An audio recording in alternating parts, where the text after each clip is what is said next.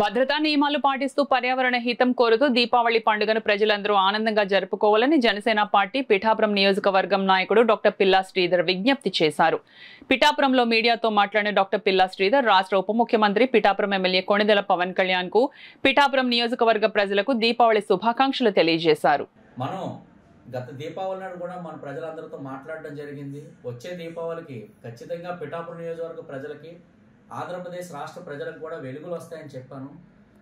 అదే దాన్ని నిజం చేస్తూ మన అధినేత పిఠాపురం నియోజకవర్గ ఎమ్మెల్యే గారు శ్రీ కొణిదెల పవన్ కళ్యాణ్ గారు పిఠాపురం నియోజకవర్గంలో అనేక అభివృద్ధి కార్యక్రమాలని చాలా వరకు కూడా కంప్లీట్ చేయడం జరిగింది.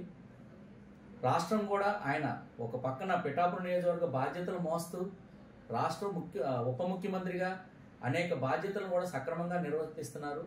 ఆయనకి ఆయురారోగ్యాలు ఉండాలని, మరింత డెవలప్మెంట్ విధంగా పిఠాపురం నియోజకవర్గాన్ని ఆంధ్రప్రదేశ్ని ఆయన తీసుకెళ్లాలని నేను మనస్ఫూర్తిగా కోరుకుంటున్నాను. యాజ్ ఏ డాక్టర్గా నేను మా నియోజకవర్గ ప్రజలతో పాటు రాష్ట్ర ప్రజలకు కూడా చెప్పేది ఏంటంటే, మన దేశ ప్రజలకు కూడా దీపావళి నాడు అందరూ కూడా ఇది దీపాల పండుగ, అంటే అందరూ దీపాలు వెలిగించుకుని ఆ రాత్రిని ఒక పగల్లాగా మంచి శుభసూచకంగా చేసుకోవాలని నేను కోరుకుంటున్నాను. చిన్నపిల్లలు వాళ్ళ సంతోషం కొద్ది క్రాకర్స్ అయి కాలుస్తారు కాబట్టి బాణసంచా కాలుస్తున్నప్పుడు కొంచెం జాగ్రత్తలు వహించాలి. పెద్దలు వాళ్ళని అబ్జర్వ్ చేస్తూ ఉండాలి, వాళ్ళని గమనిస్తూ ఉండండి.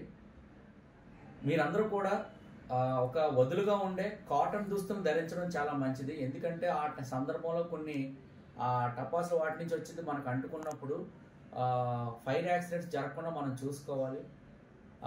ముఖ్యంగా సిల్క్, నైలాను ఇటువంటి వస్త్రాలు ధరించకండి. లూజ్గా ఉండే, వదులుగా ఉండే కాటన్ వస్తువులు ధరిస్తే మీ అందరికీ కూడా అటువంటి ప్రమాదాల నుంచి మనం దూరంగా ఉండొచ్చు.